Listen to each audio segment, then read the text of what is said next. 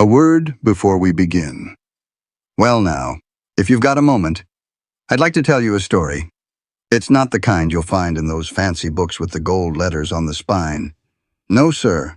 This one's simpler than that. Truer. Maybe. I reckon most folks, if they live long enough, know what it feels like to be passed over. To stand in a room full of people and feel like you ain't even there. To wonder if maybe, just maybe, somebody somewhere might look at you and see something worth keeping. This story's about two people like that. A woman who couldn't speak a word and figured nobody'd ever want her. A man who didn't have two nickels to rub together but had something better, a good heart and hands that knew honest work. They found each other in the last place you'd expect. A dusty auction yard in a little nowhere town out west, back when the frontier was still wild and folks made their own rules. It ain't a story about gunfights or outlaws. It's quieter than that. It's about staying when running would be easier, about learning to talk without words, about building something good from broken pieces. If you've ever felt like nobody wanted you, well, this story's for you. Now then, let me tell you how it all began. The smell hit you before anything else. Horse dung baking in the afternoon sun, chewing tobacco spit drying on the wooden rails.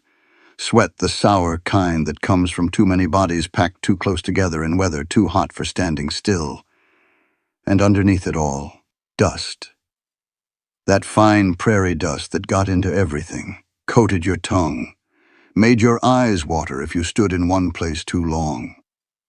Eliza kept her gaze fixed on the platform beneath her feet. Third knot from the left in the pine boards, a crack running diagonal across the grain. Somebody had spit tobacco juice right there, and it had dried to a dark stain shaped like a quarter moon.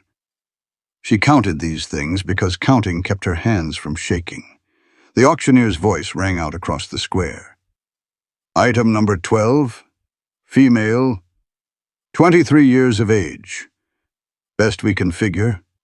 His words carried on the hot breeze, bouncing off the false-fronted buildings that lined the main street.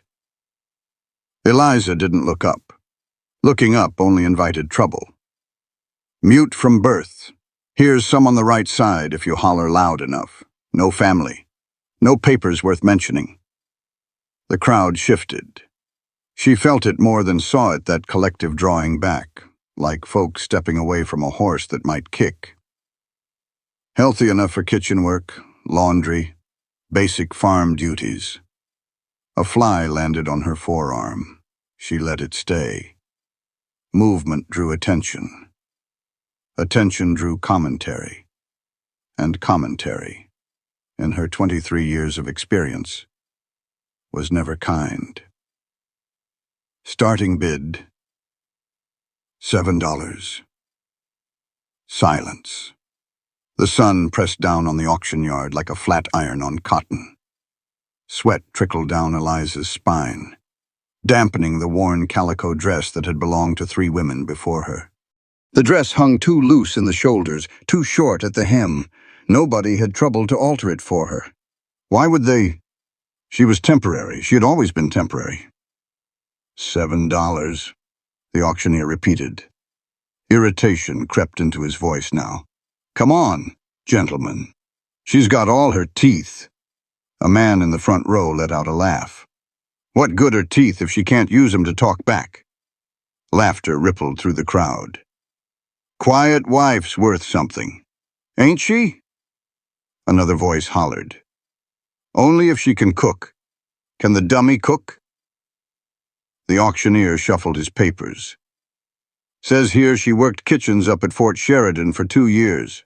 No complaints on record. No complaints, 'cause she couldn't make none. More laughter. The sound washed over Eliza like dirty water. She pressed her fingernails into her palms through the fabric of her skirt. The small, sharp pain was hers alone. They could take everything else. They couldn't take that. She'd stood on platforms like this one 4 times before. 4 towns. 4 auction yards. 4 seas of faces that looked right through her, like she was a pane of dirty window glass. The first time. She'd been 14 years old. A fellow with yellow teeth bought her for $3 and put her to work in a laundry, until the lye cracked her hands open and they bled into the wash water. She'd run off after 6 months, when his eyes started following her in ways that made her skin crawl. The second time, she was 17. A widow woman needed help around the house. That had been the closest thing to kindness Eliza had ever known. 2 quiet years of simple work, plain meals, and a cot by the kitchen fire. When the widow passed on, her son sold Eliza along with the furniture. The third time, the fourth, faces blurred together now, hands that grabbed, voices that shouted, doors that locked from the outside. Now she was 23, and her body had learned the posture of surrender. Chin down, shoulders curved in, hands folded at the waist. Make yourself small. Make yourself invisible. Maybe they'll forget you're standing there.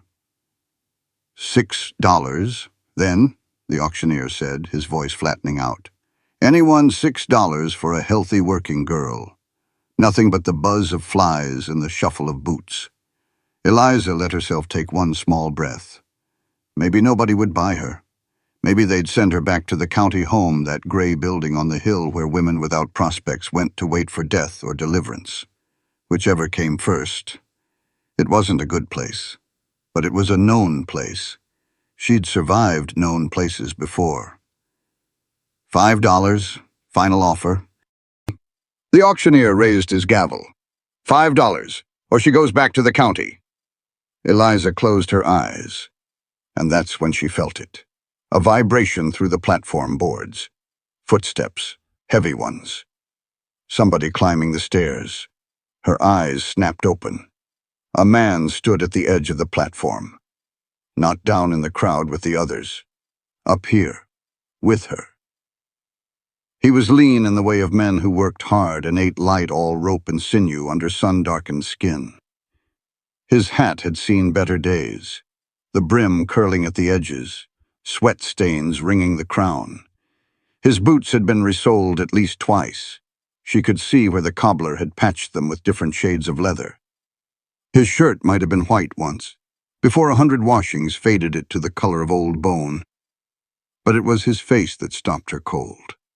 He wasn't laughing. The crowd had gone quiet. The auctioneer's gavel hung in the air, forgotten. $7, the man said. His voice was low and rough, like gravel shifting at the bottom of a dry creek bed. He didn't shout.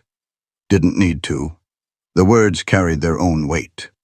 The auctioneer blinked. The bid was down to $5 and $7. The man reached into his pocket and pulled out a small leather pouch. Coins clinked inside. All I got. Take it or don't.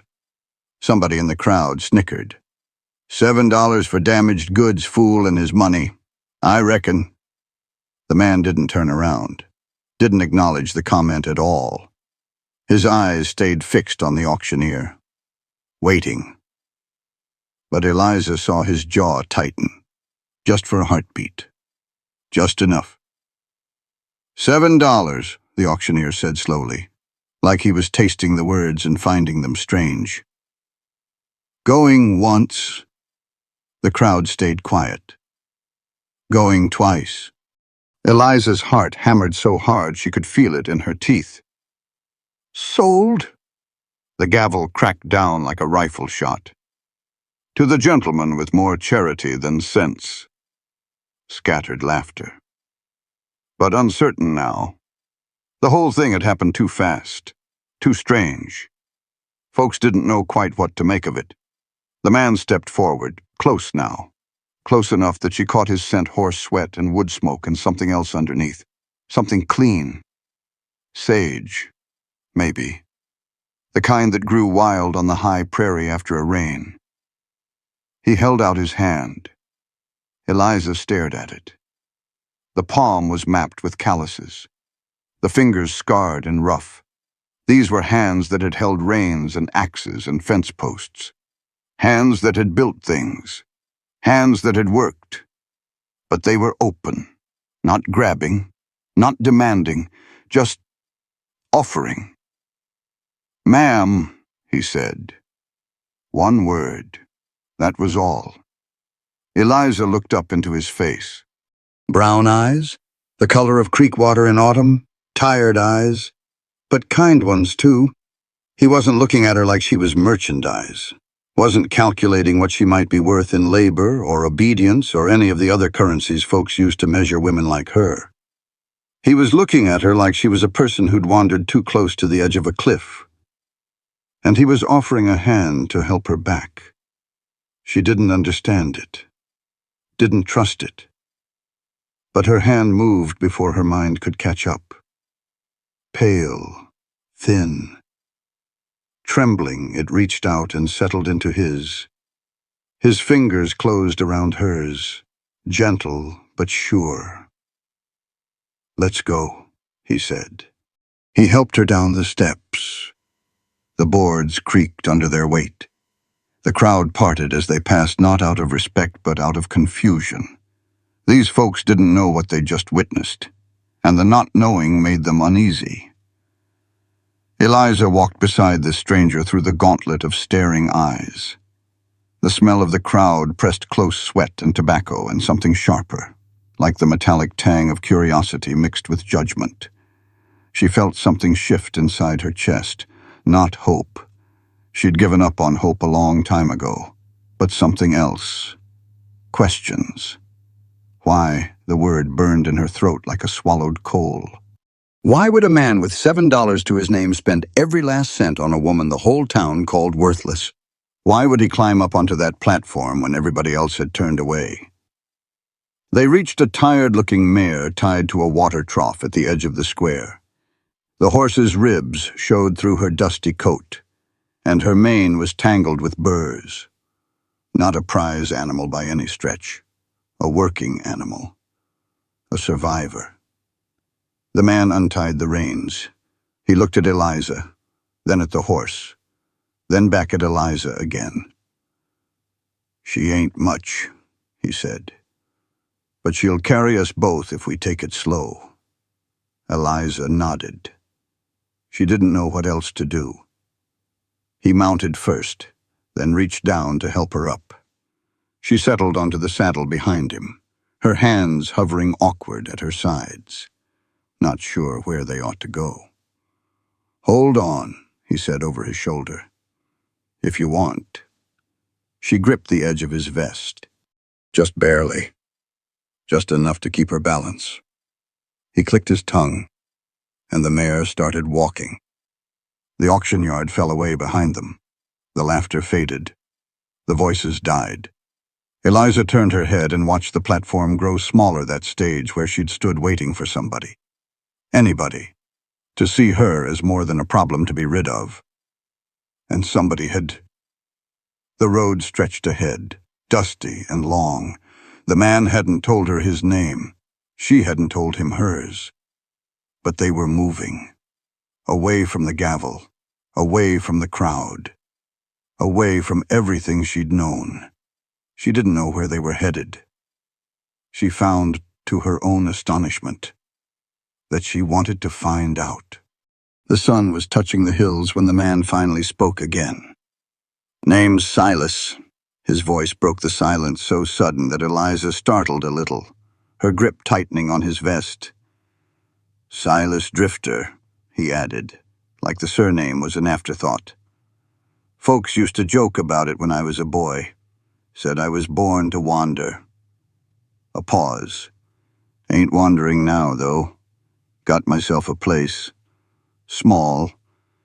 Needs a heap of work. But it's mine." Eliza listened. She could hear him clear enough when he talked like this, slow and deliberate, shaping the words careful in the back of his throat. Her right ear worked fine if people took the trouble to use it proper. Most folks never bothered. "I don't expect nothing from you," Silas said. "I want you to know that straight off." He shifted in the saddle like the words were uncomfortable to sit with. "What happened back there the way they talked about you? What they called you that wasn't right. None of it was right. His shoulders tensed under her grip. You ain't damaged goods. You ain't goods at all. You're a person. Same as anybody. Ought to be treated like one. The words hung in the evening air. Solid and strange. Eliza's throat tightened up. She wanted to say something back. Wanted to tell him that nobody had ever said such a thing to her before. Not once in all her 23 years. Wanted to ask him why he cared, what he wanted in return. What the catch was, because there was always a catch, always a price, always something. But the words stayed locked up inside her, same as they always did. So she did the one thing she could do. She tightened her grip on his vest. Not much, just enough for him to feel it. Silas didn't turn around. But she saw his chin dip, just a little, a nod. Something understood without being spoken. They rode on toward the gathering dark, and Eliza watched the first stars wink into view above the purple hills. Who are you? Silas Drifter. And why, of all the folks in that crowd, were you the only one who climbed those stairs? To be continued, part 27 silver dollars. Before we continue, I'd love to know which city you're watching from. Let's get back to the story. The mare's hooves kept steady time against the packed dirt road. 1, 2, 1, 2, 1, 2. Eliza counted the rhythm the way she'd counted the knots in that auction platform. Something to hold on to when everything else was slipping away. Silas's back was warm through his worn vest. She could feel the shift of his ribs when he breathed, the slight roll of his shoulders as he steered the horse around the deeper ruts. The smell of him drifted back to her on the evening breeze, leather and wood smoke, and something green underneath. Crushed sage, maybe, from wherever he'd been before he walked into that auction yard. The sun eased down toward the hills. Shadows stretched long and thin across the scrubland, turning the sagebrush into shapes that might have been anything. Jackrabbits, coyotes, ghosts of the day that was dying. Somewhere off in the grass, a meadowlark sang its evening song. Then another answered, farther off. Eliza's stomach cramped up tight. She hadn't eaten since yesterday morning, a heel of stale bread and a cup of water at the county home. They fed you just enough to keep you standing upright on the platform. Anything more was considered a waste. The mare stumbled on a loose stone. Eliza's grip tightened on Silas's vest, her knuckles going white. Easy now, Silas murmured. To the horse. Maybe to her, too. They crested a low rise, and below them a creek bed cut through the land like an old scar. A handful of cottonwood trees clustered along the banks, their leaves whispering secrets to each other in the cooling air. Water caught the last of the daylight and threw it back. Copper and gold. Silas reined the mare to a stop. We'll make camp here for the night. He swung down first, his boots hitting the ground with a soft thud. Then he turned and held up his hands, waiting. Eliza hesitated. The last man who'd helped her down from a horse had grabbed her waist and held on too long, fingers pressing bruises into her skin that took 2 weeks to fade. But Silas just stood there, patient, hands open and still. She slid down. His grip caught her elbows, brief, steadying, then let go. I'll gather up some firewood, he said. There's hardtack in the saddlebag, jerky too. Ain't fancy, but it'll fill the empty places. He paused, looked at her proper. You ain't eaten today, have you? It wasn't a question. Eliza shook her head. Something moved across his face, not pity. She knew the sour taste of pity, but something harder. His jaw set tight, and he turned away sharp toward the cottonwoods. Eliza watched him go. Her hands were trembling again. She turned to the saddlebag, lifted the worn leather flap. Her fingers brushed past the wrapped food, searching for she didn't know what, and touched something cold. Metal, smooth, round. She pulled it into the fading light. A wedding ring. Gold. Worn thin on one side from years of wear. Hidden beneath an old bandana like something secret. Something kept. The meadowlark had gone quiet. Who did this belong to? Silas Drifter. And where is she now? To be continued, Part 3, The Road Out. Eliza's fingers went still around the ring. Gold. Worn thin where it had rubbed against another ring for years. A woman's ring. Small enough to slide onto her own finger if she'd been fool enough to try. Footsteps crunched through the dry grass behind her. She dropped the ring back into the saddlebag, her heart kicking hard against her ribs. The bandana fell over it. The leather flap closed. Her hands found the wrapped hardtack just as Silas's shadow fell across the ground beside her. "Found enough deadfall for a good fire," he said. His arms were full of cottonwood branches, the bark peeling and pale. "Creek water looks clean. I'll fill the canteen once I get things started." Eliza nodded. She pulled the hardtack from the bag, not looking at him. If he noticed anything strange in her manner, he didn't show it. The fire took to the kindling on the third strike of flint against steel. Eliza watched the sparks catch, watched the thin curls of smoke rise up and twist in the evening air. The smell hit her first mesquite and cottonwood, sharp and clean, with that particular sweetness that only comes from burning dry wood on a cool night. Silas arranged the larger branches in a careful stack, leaving gaps for the air to feed through. His movements were unhurried, practiced, the movements of a man who'd made 1,000 fires in 1,000 lonely places and learned exactly how much effort each one required. Eliza sat on a flat rock near the flames, the wrapped food in her lap. Her stomach had gone past hunger into something hollow and distant, the way it always did when she went too long without eating. The body learned to stop asking for what it couldn't have. But now she had food, right here in her hands. She unwrapped the cloth. Inside lay 3 pieces of hardtack, dense, square crackers the color of old saddles and a twist of dried beef, dark as boot leather and smelling of salt and smoke. She looked at Silas. He was crouched by the fire, feeding it another branch. The flames threw orange light up across his face, filling in the hollows under his cheekbones, catching the gray that threaded through his dark hair at the temples. "Go on," he said, not looking up. "Eat. No conditions, no bargaining. No, you can have some if you do this first. Just eat." Eliza bit into the hardtack. It was dense and dry, tough enough to chip a tooth if you weren't careful. She worked at it slow, letting her spit soften it, feeling the texture turn to something she could swallow. It was the best thing she'd tasted in weeks. She ate another piece. Then the jerky, tearing off small strips and chewing until her jaw ached. The salt stung her cracked lips. She didn't care. Silas watched her from across the fire. His expression was hard to read. The flames kept shifting, painting his features in light and shadow. But his eyes stayed gentle. When she'd finished, he held out the dented tin canteen. "Water's fresh, creek's running clean." She drank. The water was cold and sweet, tasting of stone and distance. She drank until her stomach protested, then handed the canteen back. "Thank you," she wanted to say, but the words stayed trapped where they always stayed, locked up tight behind a tongue that had never learned how to set them free. The coyotes started singing when the stars came out.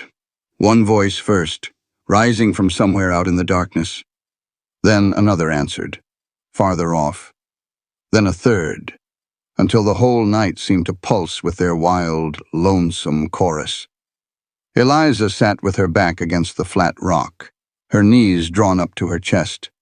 The fire had burned down to coals now, glowing red and orange, throwing just enough heat to keep the chill at bay.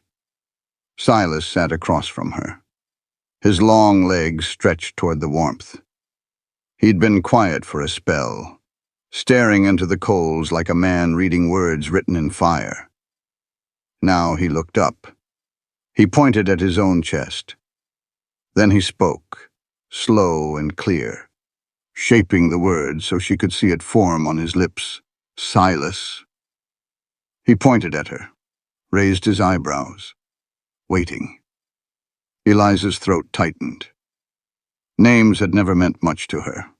The folks at the county home called her the mute girl, or that deaf one, or sometimes just, hey, you. The families who'd bought her labor called her whatever suited them. One woman had called her Mary for 2 years straight, and Eliza had never bothered to correct her.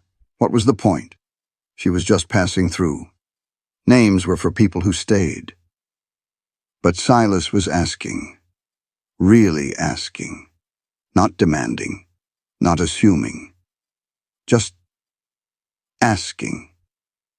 She looked around, found a stick near her foot, thin and straight, broken off from one of the cottonwood branches. She picked it up. The ground between them was soft from the creek's edge, sandy and damp, good for writing. She leaned forward, pressed the stick into the earth, made the letters one by one, careful and slow, E-L-I-Z-A. Silas watched. The firelight played across his face. When she finished, she sat back. The letters looked shaky in the dim light, scratched and uncertain. But they were there. Her name. The only thing that had ever really been hers. Silas nodded slowly. Then he reached for the stick. She handed it over, their fingers not quite touching. He leaned down, wrote his own name in the dirt. Just below hers, S-I-L-A-S. 2 names in the sand, a hand's width apart. He looked up at her and smiled. It was a small smile, tired around the edges, but real. The kind of smile that didn't ask for anything back. Eliza felt something loosen in her chest. Just a little. Just enough. They slept on opposite sides of the dying fire. Silas had given her the saddle blanket, folded double against the cold ground. He'd taken the thin wool blanket from his bedroll for himself, wrapped it around his shoulders, and settled with his back against a cottonwood trunk. "Get some sleep," he'd said. "Long ride tomorrow." Eliza lay on her side, facing the coals. The blanket smelled of horse and dust and something else soap. Maybe. The harsh lye kind that frontier folks made themselves. It wasn't clean, exactly. But it was warm. She watched the coals pulse and fade. Red to orange to gray. The coyotes had gone quiet now, and the only sound was the whisper of the creek and the occasional pop of a cooling ember. Her mind kept circling back to the ring, gold worn thin, hidden away. A woman's ring. Silas Drifter had a past. Everybody did, she reckoned. But his past had a name and a face and a ring that he kept close but couldn't bear to wear. Where is she? The question wouldn't let her be. What happened to the woman who wore that ring? She didn't know why it mattered. It shouldn't matter. She was just passing through. Same as always. Whatever Silas's story was, it wasn't her concern. But she wanted to know.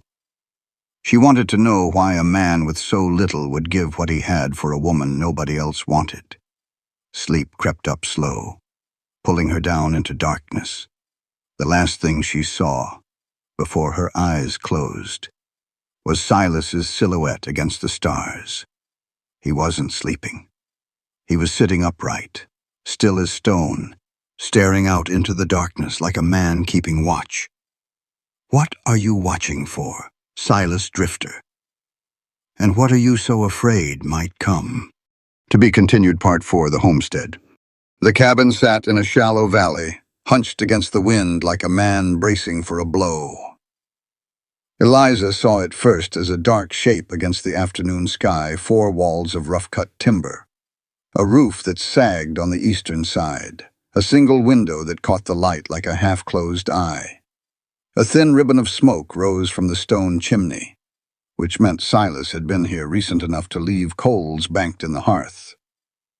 The mare picked her way down the slope, hooves finding purchase among the loose stones and tufts of buffalo grass. Eliza's thighs ached from 2 days in the saddle.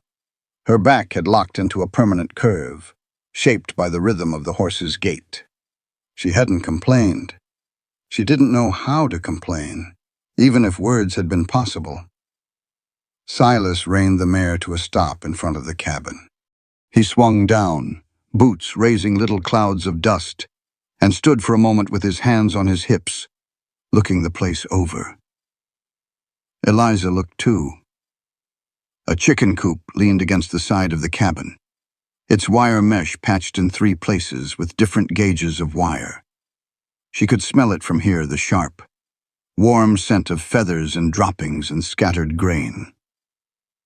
A hand-pump well stood 20 paces from the front door, its iron handle gone rusty, but still solid. Beyond that, a vegetable garden sprawled in a rectangle of turned earth, now choked with pigweed and wild grass gone to seed. It was small. It was shabby. The roof needed patching, and the front step had rotted through on one side, leaving a gap wide enough for a snake to slip through, but it had walls. It had a door that closed. It had space between itself and the rest of the world. Eliza's chest went tight. Silas turned to help her down. His hands caught her elbows brief, steadying, then let go. The same pattern as before. Short contact. No lingering. "Ain't much," he said. She shook her head, pointed at the cabin, then pressed her palm flat against her chest. "More than I've ever had." He watched her face for a moment. Something moved behind his eyes, not pity, not pride, just a quiet kind of understanding. Then he turned toward the door. "Come on, I'll show you around." The interior was a single room with a loft accessible by a rough-hewn ladder. Eliza stood just inside the threshold, letting her eyes adjust to the dim light. The smell of the place wrapped around her wood smoke and dust and something else. Something faint and sweet. Dried flowers, maybe, hung in a forgotten bundle near the window. A rope bed pushed against the far wall, covered with a patchwork quilt faded to soft colors. Blues and browns and a green that might once have been the shade of new spring leaves. Somebody had pieced that quilt together with careful stitches, each square cut from a different scrap of fabric. A woman's work. The ring in the saddlebag, the quilt on the bed. Eliza filed these things away, adding them to the questions she couldn't ask. A stone fireplace dominated one wall, the hearth blackened with years of use. Cast iron hung from hooks beside it, a skillet, a Dutch oven, a long-handled fork. The coals Silas had mentioned still glowed orange behind the grate, giving off a low, steady heat. The furniture was spare. A table with 2 chairs, the wood gone gray with age, a washstand with a chipped basin, a sliver of lye soap resting in a tin dish, a trunk at the foot of the bed, its brass fittings tarnished to the color of old pennies, and on the windowsill, positioned to catch the afternoon light, a kerosene lamp with a cracked chimney. Silas moved through the space with the ease of long familiarity. He stirred the coals, added a small log, adjusted the damper. The fire woke up and began to crackle, throwing dancing shadows across the walls. "Water's from the well," he said, gesturing with one calloused hand. Pump sticks sometimes got to prime it with a little water first. Chickens need feeding twice a day, morning and evening. Coop's got a latch you got to make sure it catches proper. Fox got in once when I forgot. He paused. "Lost 2 hens that night." Eliza nodded, storing the information. Gardens gone to seed, Silas continued. Been traveling too much to tend it right. Could use some work, if you... He stopped. Started again. If you're of a mind to, I ain't demanding nothing. She nodded again. Her throat felt thick. Silas crossed to the bed and pulled back the quilt. The sheets beneath were rough homespun, but clean. The mattress was stuffed with corn husks. She could hear them rustle, smell their dry, papery scent. You take this, he said. Eliza shook her head immediately, pointed at him, then at the bed. No, his voice was firm. You take it. She pointed at herself, then at the floor, then crossed her arms. Silas's jaw tightened. For a long moment they stood in silent standoff, two stubborn people with no words between them and too much meaning. Then Silas walked to the trunk at the foot of the bed. He pulled out a wool blanket, frayed at the edges but thick enough to hold warmth. He carried it to the hearth and spread it on the floor, folding one corner into a rough pillow. I've slept on worse ground than this, he said. This ain't a discussion. He looked at her, and something in his expression stopped her protest before it could form. Not anger, not frustration. Something quieter and harder to name. Eliza walked to the bed, sat down on the edge. The rope frame creaked under her weight, and the corn husks whispered against each other like secrets. Silas nodded once. I'll see to the horse. He was gone before she could respond. The door swung shut behind him, letting in one last gust of evening air before closing tight. Night fell slow and quiet.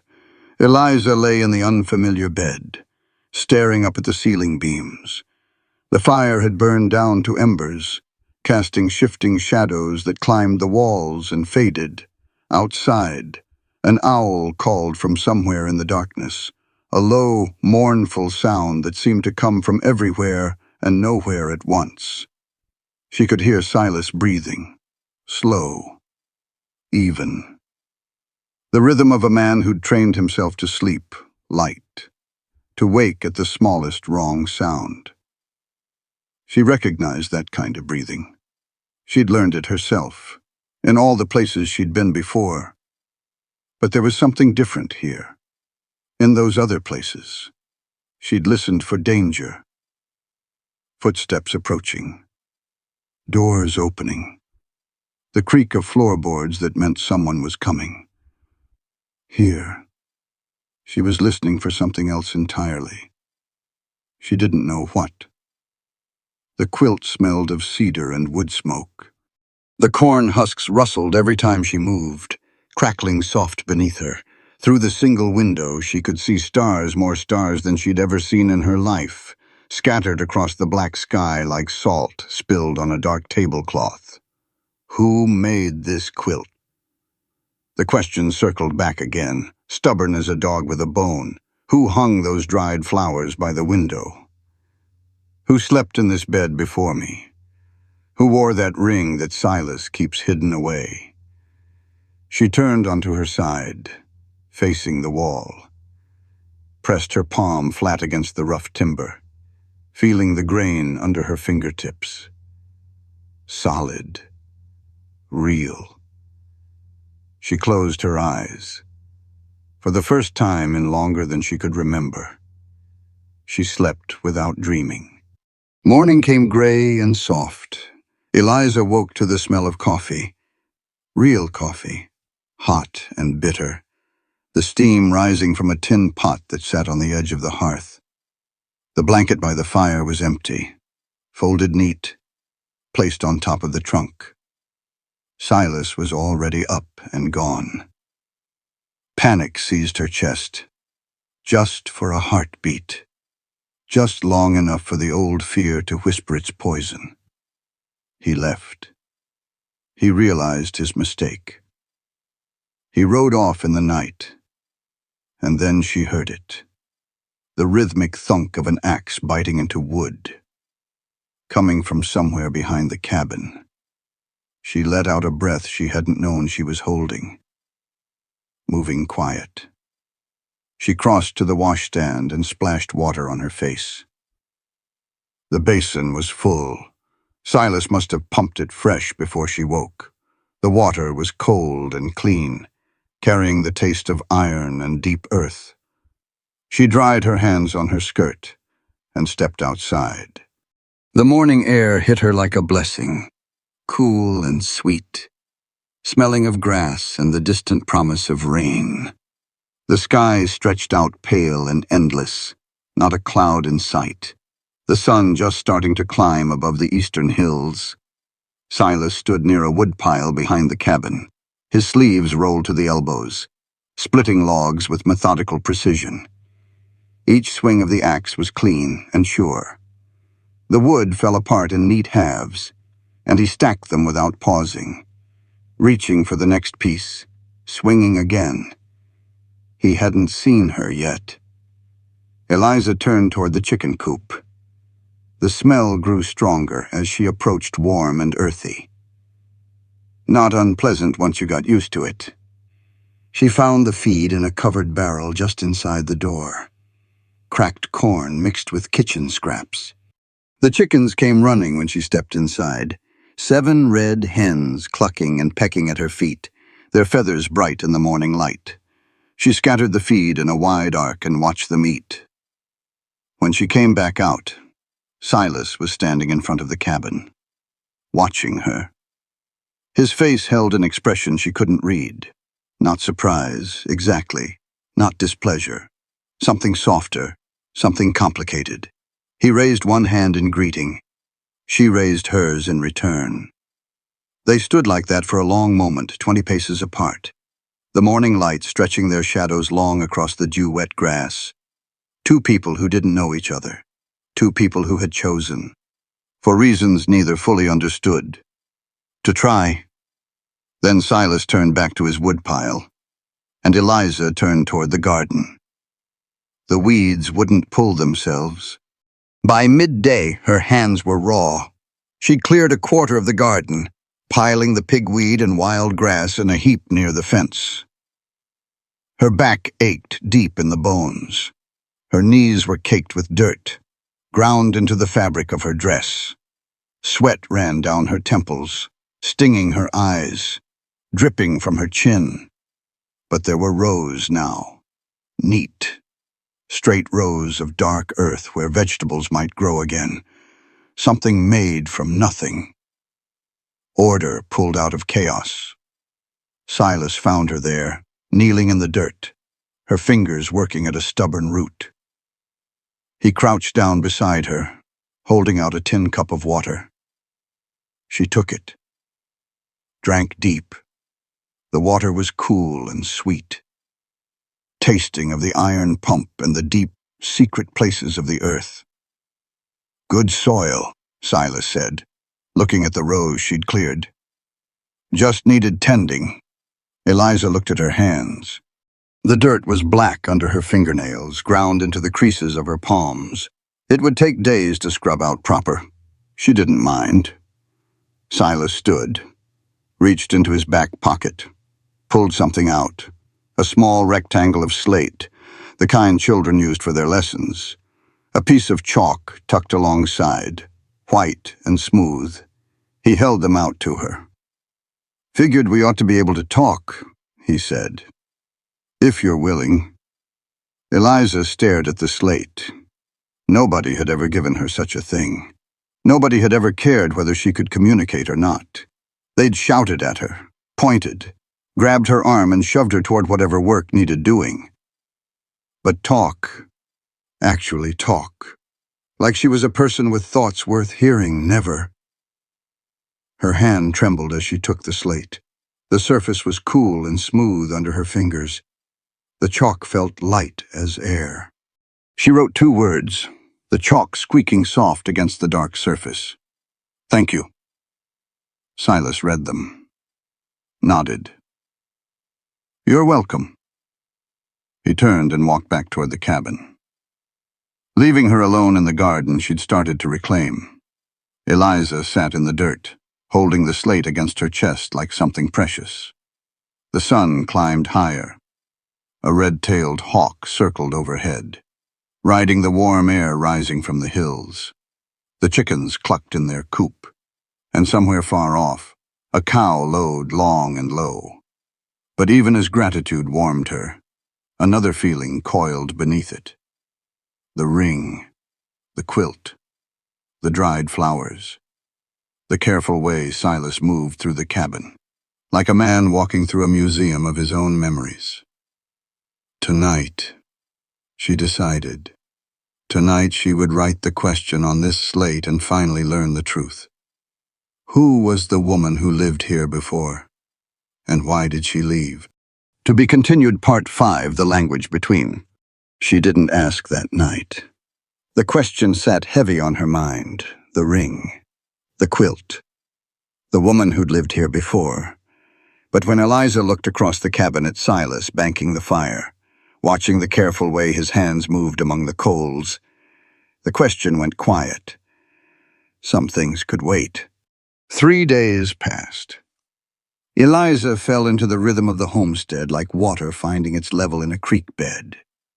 She rose before dawn, when the sky was still purple and the stars were fading one by one. Fed the chickens, pumped water for the basin and the kettle, learning to work the handle just right so it didn't stick. Weeded the garden until the sun climbed high enough to send her seeking shade on the porch. Silas worked too. He split wood until the pile grew tall enough to see over, patched the sagging section of roof with new shingles he'd shaped himself, the sound of his hammer ringing out across the valley like a steady heartbeat. Rode out each morning to check on the small herd of cattle that grazed in the far pasture 12 head. He'd written on her slate, not enough to make a man rich, enough to keep him fed through winter. They moved around each other like two planets in careful orbit, close but never colliding, aware but never crowding until the 4th evening. The sun hung low and orange, spilling honey-colored light across the porch boards. Eliza sat on the top step, her bare feet brushing the packed dirt below. The slate rested on her knees. She was practicing letters, tracing them over and over until her hand remembered the shapes without thinking. WATER, BREAD, MOR, NING, NIGHT. The screen door creaked on its leather hinges. Silas settled onto the step beside her, leaving a careful distance between them. He held a tin cup of coffee, steam curling up into the cooling air. For a long spell, he didn't speak. Somewhere out in the pasture, one of the cattle lowed a long, lonesome sound that carried on the breeze. Closer by, crickets were tuning up for their evening chorus. Then Silas set his cup down on the boards and turned to face her. "I want to learn," he said. Eliza looked up. The fading light caught the lines around his eyes, the gray threading through his hair at the temples. "Your way of talking," he said. "The signs you make with your hands." He paused, rubbing the back of his neck the way he did when words came hard. "Will you teach me?" Her fingers went still on the slate. Nobody had ever asked that before. In all the houses where she'd worked, all the folks who'd bought her labor, not a single one had wanted to enter her world. They'd hollered at her, written angry notes, grabbed her arm and pointed. But learn, meet her halfway, never once. She erased her practice letters with the heel of her hand, wrote fresh, "You want to learn." Silas read the words, nodded slow. "If you'll teach me." She stared at him. The orange light softened the hard angles of his face, made him look younger than his years. He looked back without flinching, without that sour pity she'd learned to spot from a mile off. She erased the slate, wrote again. Why Silas was quiet for a moment. His hands hung loose between his knees, fingers interlaced. Because it ain't right, he said finally. You doing all the work. You writing everything down. Me just talking at you like you're supposed to keep up. He shook his head. That ain't conversation.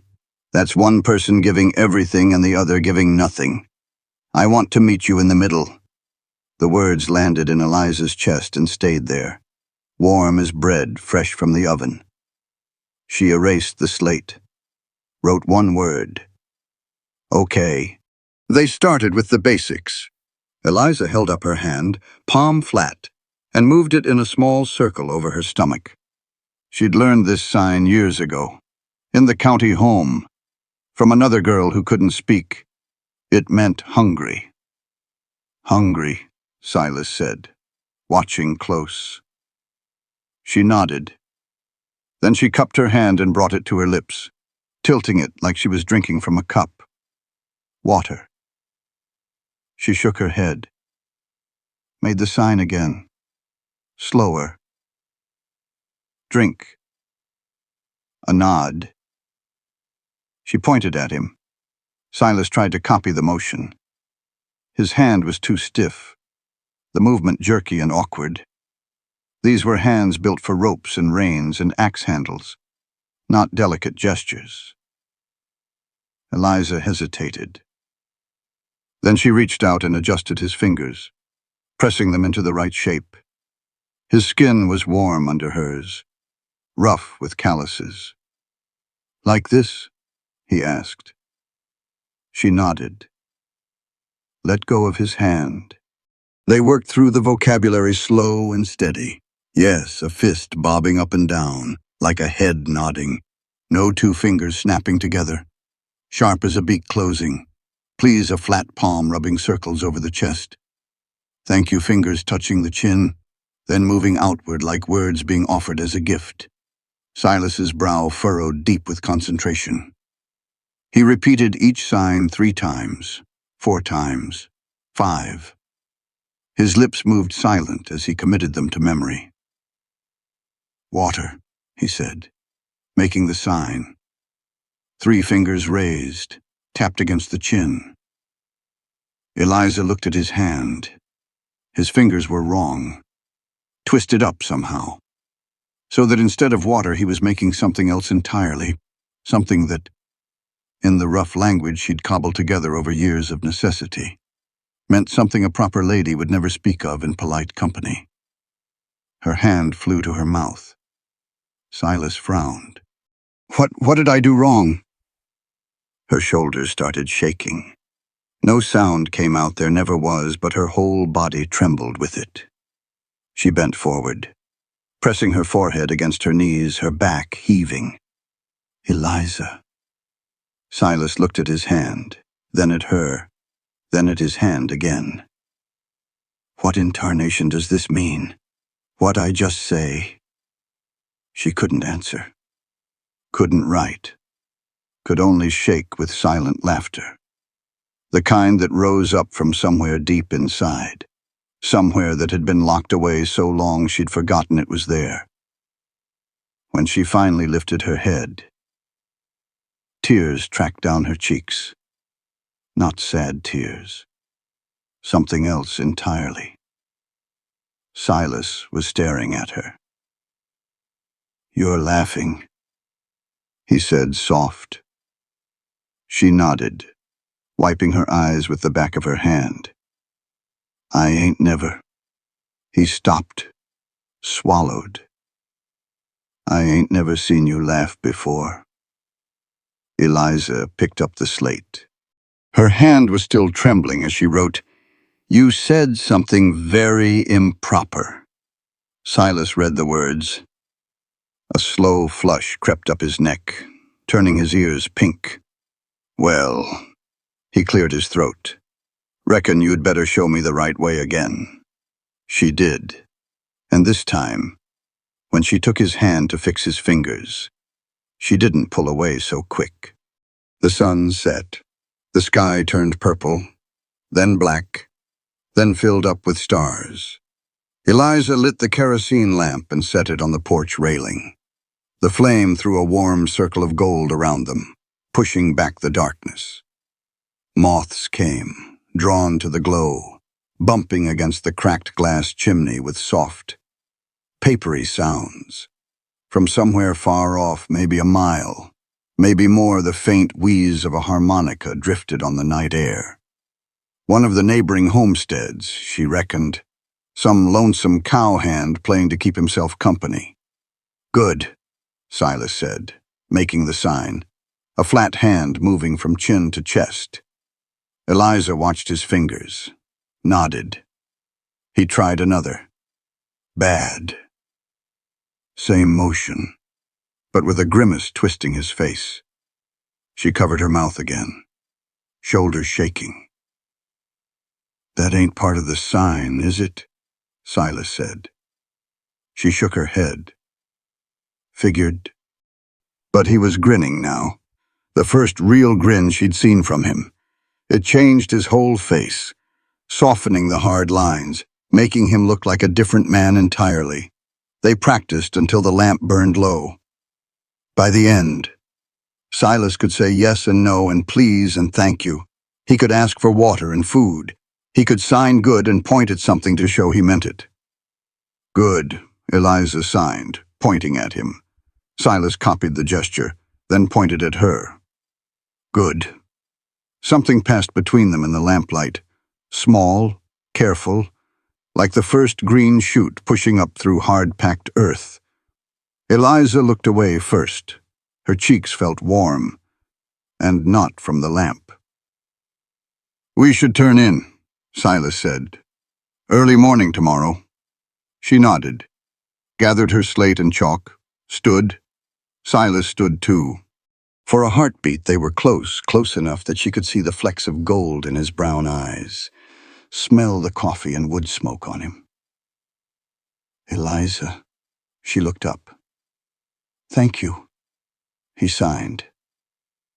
The motion was clumsy still, but right. "For teaching me." She pressed her palm to her chest, moved it outward. "You're welcome." Then she turned and went inside, leaving him on the porch with the dying lamp and the moths still beating their wings against the glass. She couldn't sleep. The quilt was warm, the cornhusk mattress soft enough, but her mind wouldn't settle. She kept seeing Silas's face in the lamplight, kept feeling the rough warmth of his hand under hers, kept thinking about the ring.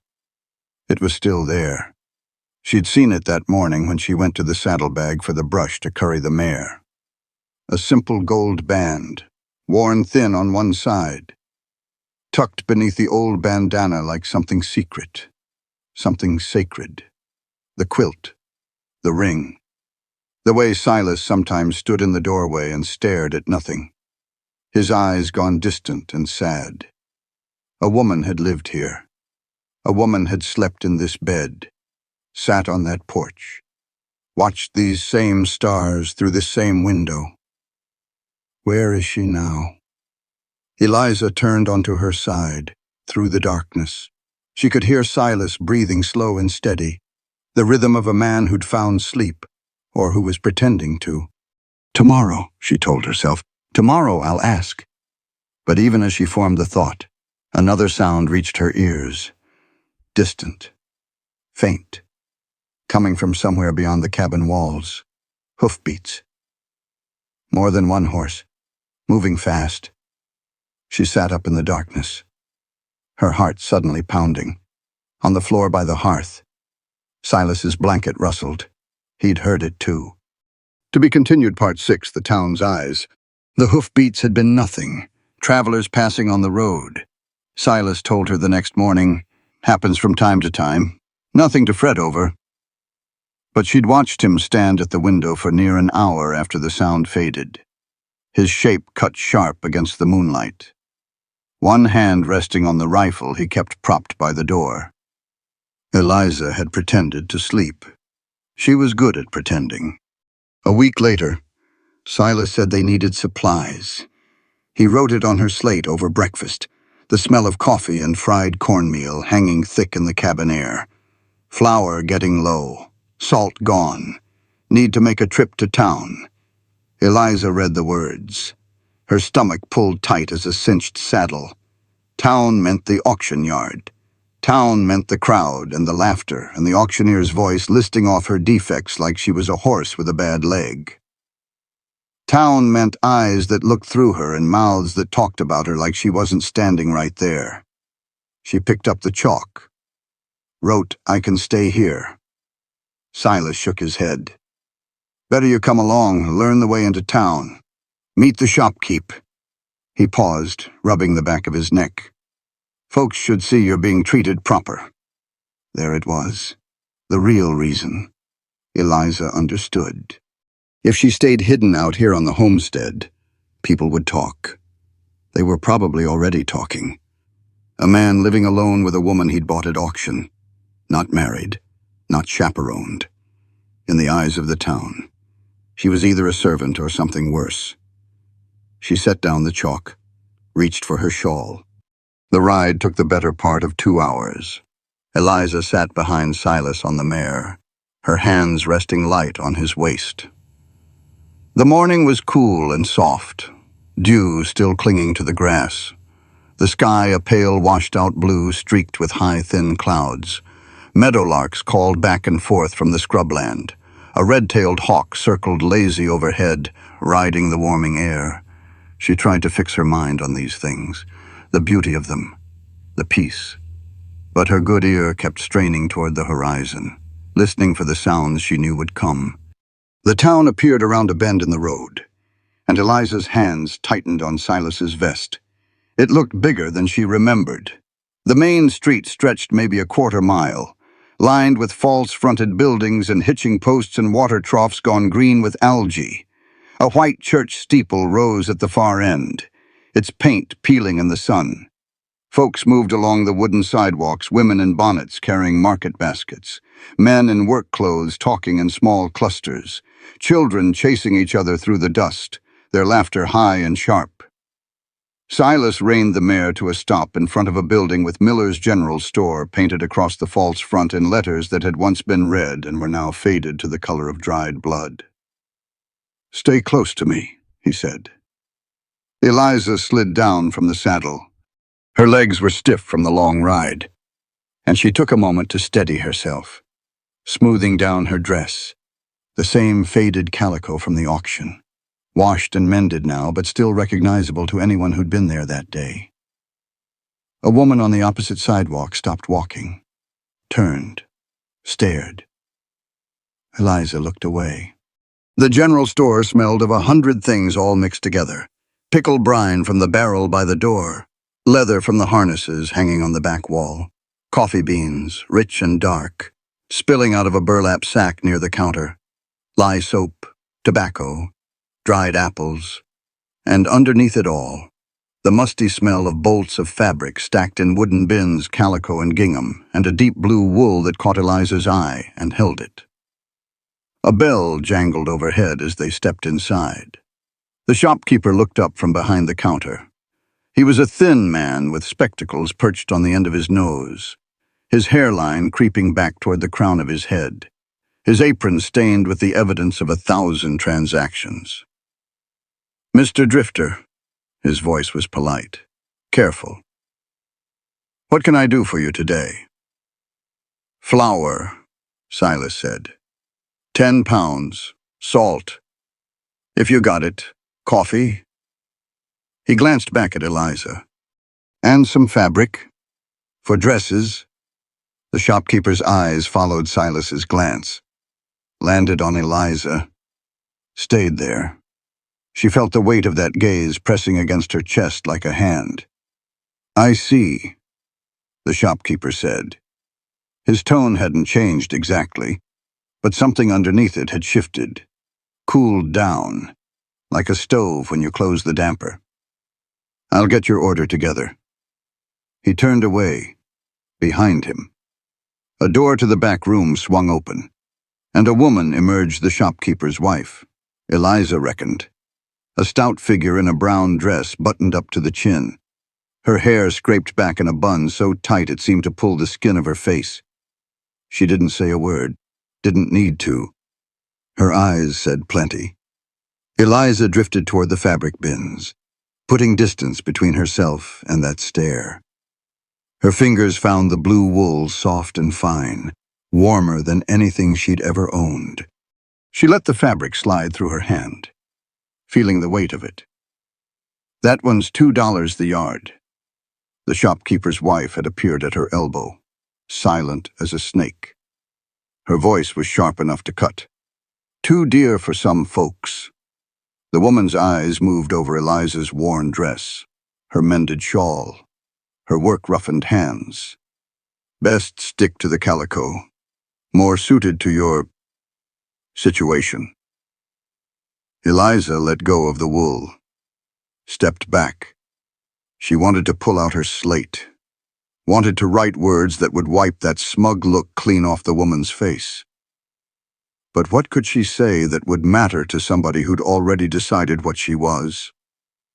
She moved to the front of the store, stood by the door, waited. Silas paid for the supplies. The shopkeeper counted the coins twice, slow and deliberate, like he was checking for counterfeits. The coffee went into a tin, the flour into a cloth sack, the salt into a twist of brown paper. "Anything else, Mr. Drifter?" "That's all." They gathered the parcels. Silas handed Eliza the lighter bundles, the salt, the coffee. Their fingers brushed. The shopkeeper's wife watched the contact like a hawk watching a mouse that's wandered too far from its hole. Outside, the sun seemed too bright after the dim interior.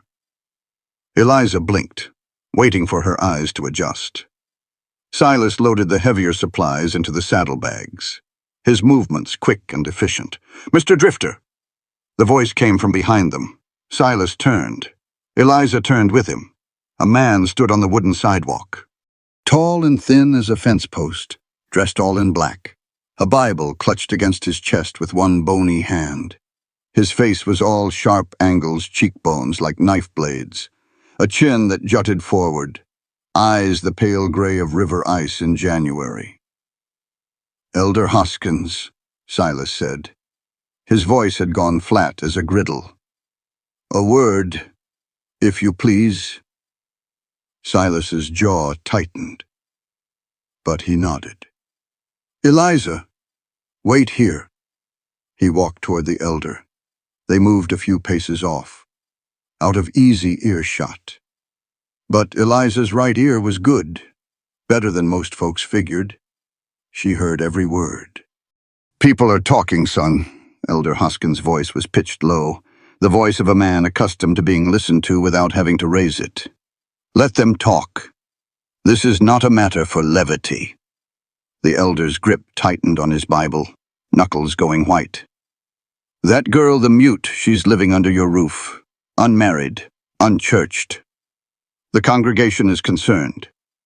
The congregation can tend to its own affairs. Your soul is their affair, Mr. Drifter, and hers as well." Hoskins leaned closer, his voice dropping even further. "There are rules, proprieties. A man does not take a woman into his home without the blessing of matrimony. Not if he wishes to be received in decent society." Silas was quiet for a long moment. When he spoke, his voice was low but hard as iron.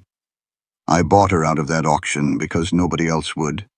Because they were fixing to send her back to the county home, where she'd have rotted until she died, or somebody worse than me decided to take his chances. I gave her a bed and a roof and honest work. That's all. That's everything. And yet the appearance, I don't much care about appearances. Elder." The words hung in the hot, still air. Elder Hoskins' face went rigid, the lines around his mouth deepening. "You would do well to reconsider that position. This community has standards. If you cannot meet them." He let the sentence trail off, heavy with implication. "There will be consequences." Is that a threat? It is a warning from a man who has seen what happens when folks disregard the natural order of things. Hoskins straightened, pulling his shoulders back. "Good day, Mr. Drifter." He turned and walked away, his black coat flapping in the breeze, his Bible pressed to his chest like a shield against the world. Silas stood motionless, watching him go. Then he walked back to where Eliza waited by the mare. His face was blank, controlled, but she could see the tension coiled in his shoulders, the way his hands had curled into fists at his sides. "Let's go," he said. The ride home was quiet, not the comfortable silence of their evenings on the porch, practicing signs by lamplight. This was different, heavy, charged, like the air before a thunderstorm, thick with something waiting to break. Eliza's hands rested on Silas's waist, but she could feel him pulling away somewhere inside, going to a place she couldn't follow. She'd heard what the elder said, heard what Silas said back, but she'd also seen the way the shopkeeper's wife looked at her, the way that woman on the sidewalk had stopped and stared, the way the whole town seemed to lean in when Silas walked beside her, hungry for something to whisper about. She was a burden.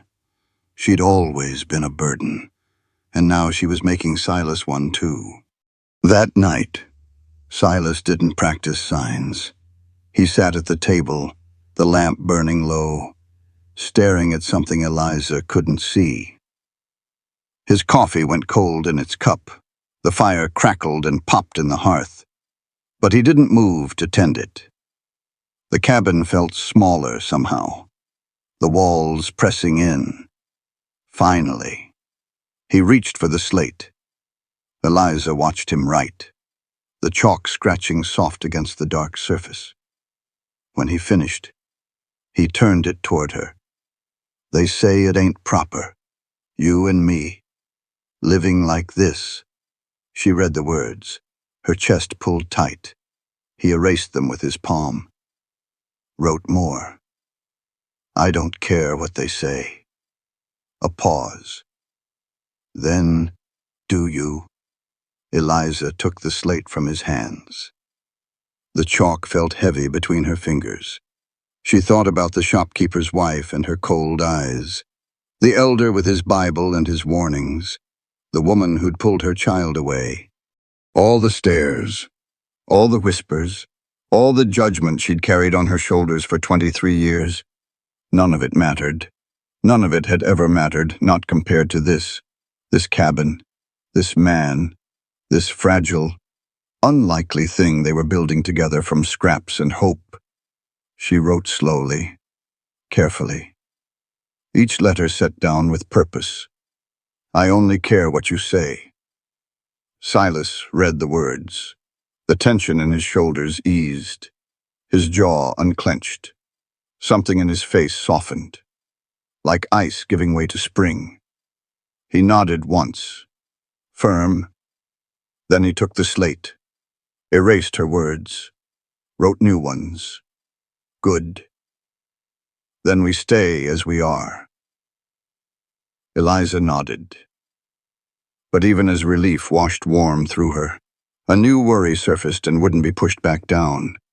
The elder's warning, the consequences he'd mentioned. What exactly did that mean? What could a town do to two people who refused to bow? She looked at Silas across the table, his face half lit by the dying lamp, and wondered if he was asking himself the very same question. Outside, the wind picked up. It rattled the window frame, whistled thin and cold through the gaps in the walls. Somewhere in the distance, a coyote began to howl. Then another joined in, and another, until the whole night seemed to shiver with their voices. And then closer, different, the creak of the well pump. Someone was outside. To be continued, Part 7, The Drought. The well pump creaked again. Silas was on his feet before Eliza could move. He grabbed the rifle from beside the door, his bare feet silent on the plank floor. She pressed herself flat against the headboard, heart slamming against her ribs. The door swung open. Cool night air rushed in, carrying the smell of dry grass and dust. Silas stepped onto the porch, rifle raised. Silence. Then a snort, a shuffle of hooves in the dirt. Eliza crept to the window.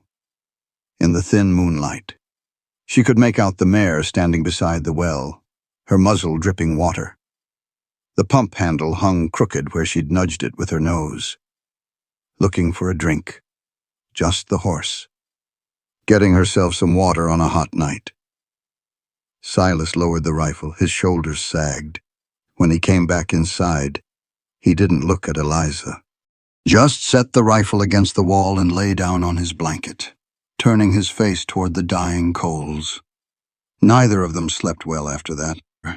The rain didn't come. Days passed. A week. 2 weeks. The sky stayed blue and empty, stretching out endless and mocking overhead. The sun rose hot and set hotter, baking the ground until cracks spread across the earth like veins on an old man's hands. The well dropped. Eliza noticed it first. The bucket took longer to fill each morning, the water coming up cloudy with sediment, tasting of iron in deep places. She wrote it on the slate for Silas, and he'd gone out to check, lowering a weighted rope to measure the depth. When he came back in, his face had gone the color of ash. "Down near 4 feet from last month," he said. "Maybe more." He started rationing that same day. Shorter drinks for the mare, less water for what was left of the garden. The chickens got whatever pooled in the bottom of the wash basin each morning, pecking at the muddy dregs. It wasn't enough. The garden died first. Eliza watched it happen, plant by plant, row by row. The tomatoes went yellow, then brown, their leaves curling inward like fists clenching against pain. The beans shriveled on the vine. The squash rotted where they lay, too weak to fight off the beetles that came in hungry swarms. She tried to save what she could, hauled water from the well in a bucket, rationing each precious drop among the struggling plants. Her arms screamed. Her back seized up so bad she could barely straighten. The sun beat down on her head until sweat ran into her eyes and turned the world to a stinging blur. None of it mattered. By the end of the second week, the garden was nothing but a graveyard of brown stalks and empty furrows. Everything she'd worked to build, everything she'd cleared and planted and tended dead. All of it dead. She stood among the withered rows, dirt caked to her knees, and felt something inside her crack. Silas dug the well deeper. Eliza watched from the cabin window as he stripped off his shirt and lowered himself into the hole, pickaxe biting into the hard-packed earth. The sound carried through the still air, thunk, thunk, thunk, steady as a heartbeat, steady as a man refusing to quit. He worked from first light until dark fell. His shoulders turned red under the sun, then blistered, then peeled in strips that left raw pink flesh beneath. He didn't stop. Ate standing up, shoveling beans into his mouth with one hand while the other gripped a cup of their dwindling water. Fell asleep at the table most nights, head pillowed on his folded arms, too worn down to make it to his blanket.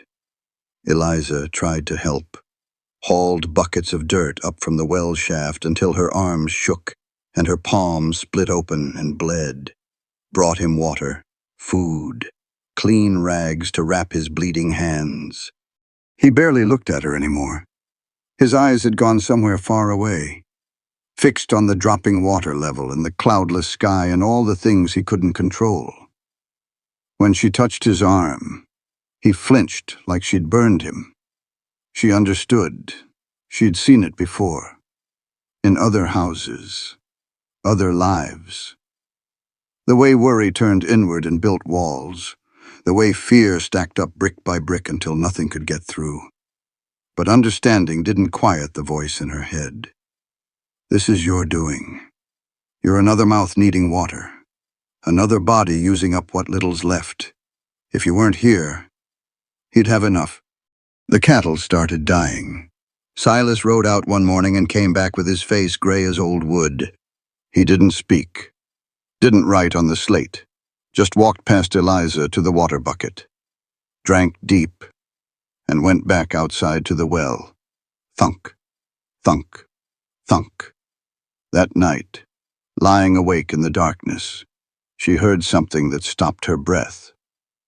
A ragged, choked sound from the hearth, muffled, like a man trying to swallow something that wouldn't go down. Silas was crying.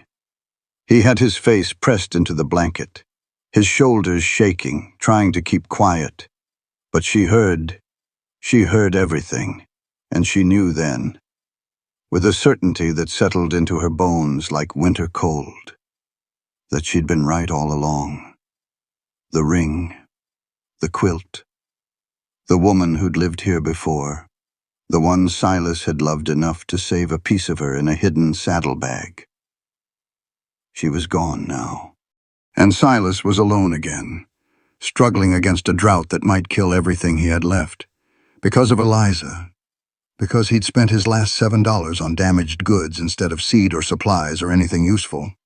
She wrote the note before dawn. The slate was too permanent. This needed paper, something he could burn afterward, something that would leave no trace of her. She found a scrap in the trunk at the foot of the bed, tore off a corner, wrote in letters small and careful, "I am a burden. You need the water more than you need me. I am sorry. Thank you for everything." She left it on the table where he'd see it first thing.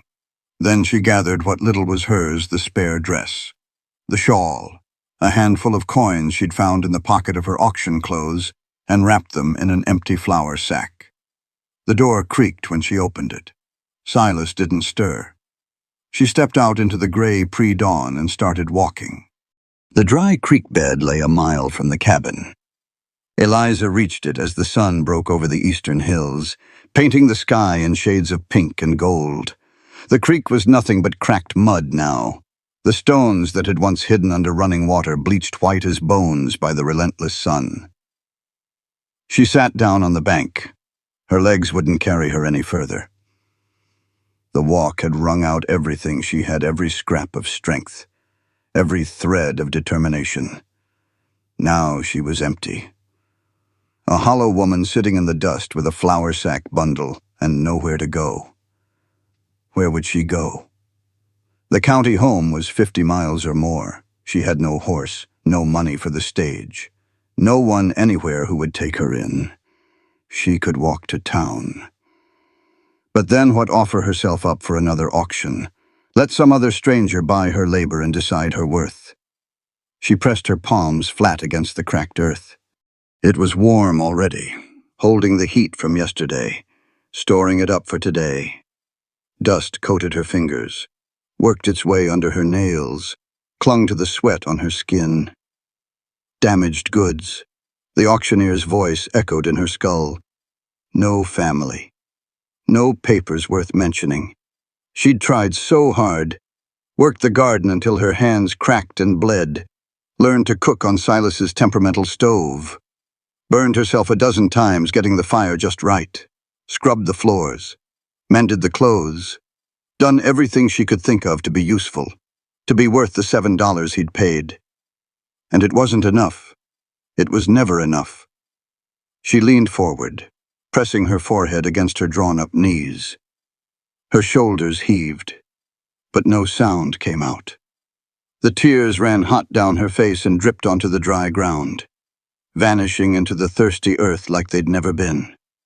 Worthless, broken, burden. The words circled in her mind like buzzards waiting for something to die. She didn't know how long she sat there. Long enough for the sun to climb higher, long enough for the heat to settle over her like a wool blanket, long enough to understand, finally and completely, that she had no place in this world, no place anywhere. Then, Eliza. The voice came from somewhere behind her. Distant at first, then closer. She didn't move. Eliza. Footsteps pounding through dry grass, the crunch of boots on brittle stalks. And then he was there. Silas dropped to his knees in the dust in front of her. His chest heaved, sweat poured down his face, cutting tracks through the dirt and grime. He must have run the whole way a mile over rough ground in work boots, chasing a woman who'd left him without a word. Eliza, his voice cracked on her name. She couldn't look at him. If she looked, she'd see pity, or anger, or worse, relief that she'd made this easy for him. His hands found hers, rough fingers closing around her wrists, gentle despite their calluses. "Look at me." She shook her head. "Please." The word came out barely louder than a breath, but she heard it. She heard everything. Slowly, she raised her eyes. Silas's face was streaked with dirt and sweat and something else. Tears. Actual tears. Cutting pale lines down his dusty cheeks. His lips were cracked from the sun. His eyes were red-rimmed and raw. But they weren't pitying, weren't angry, weren't relieved. They were terrified. He raised one shaking hand, formed a sign clumsy, trembling but clear.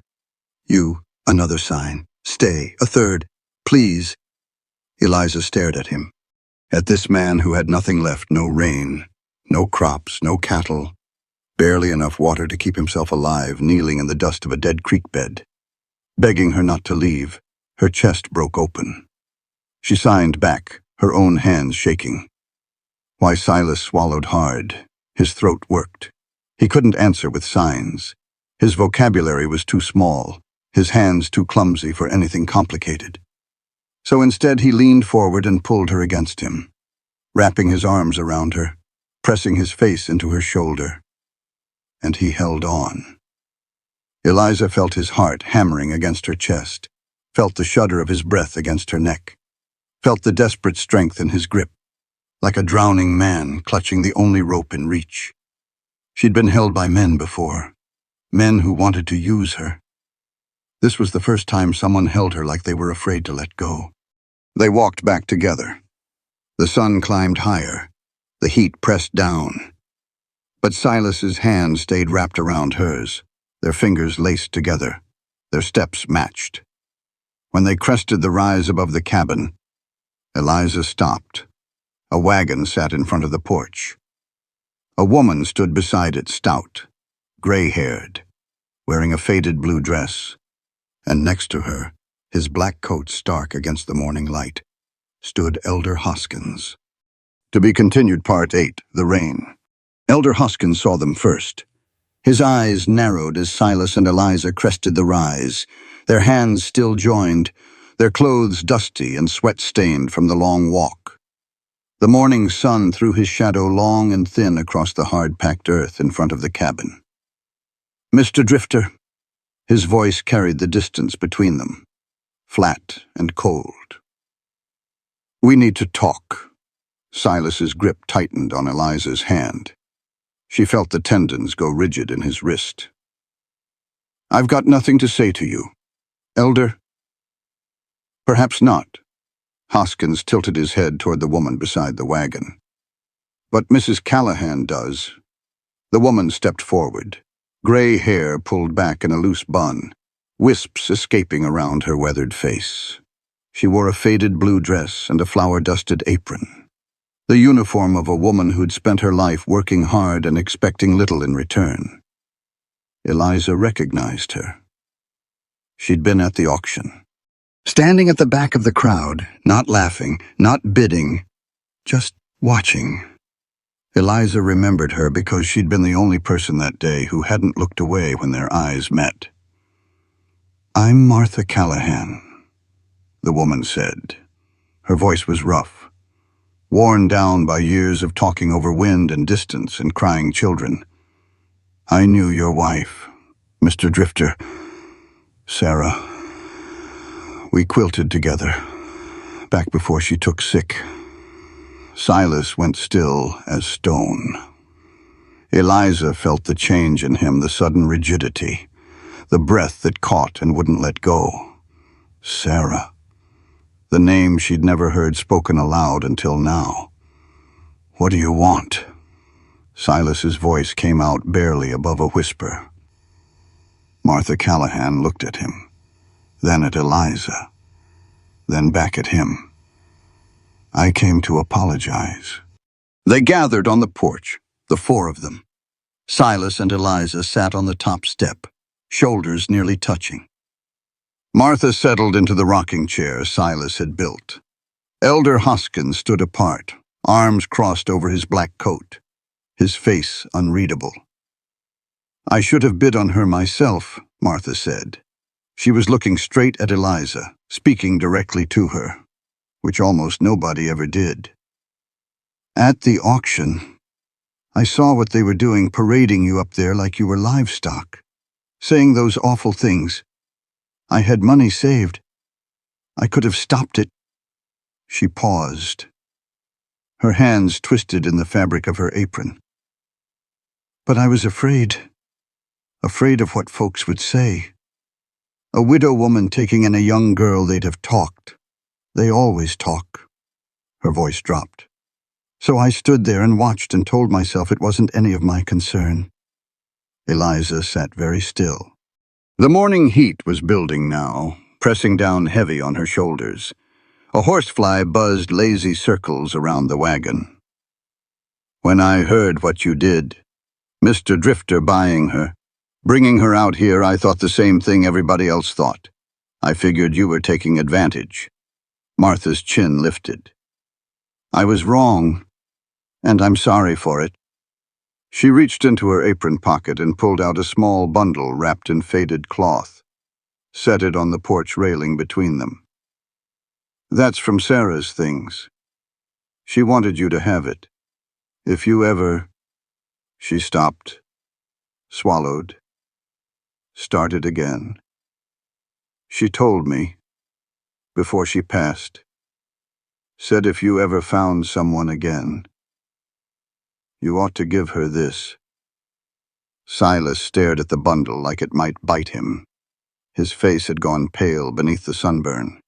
I can't. You can. Martha's voice was firm as packed earth. Sarah loved you something fierce. She wouldn't want you spending the rest of your days alone. Neither would the Lord. Elder Hoskins made a sound in his throat. Martha turned to look at him.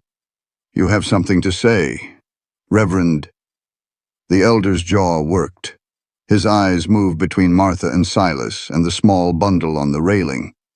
The congregation can think what they like. Martha's words came out sharp as a slap. I've been part of that congregation for 43 years. I've watched us turn our backs on folks who needed help because helping them would have been inconvenient, because it made us uncomfortable, because we got so caught up worrying about what things looked like that we forgot what Scripture actually teaches. She pushed herself up from the rocker.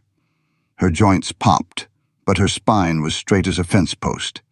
I'm done being afraid, Reverend. I'm done keeping quiet.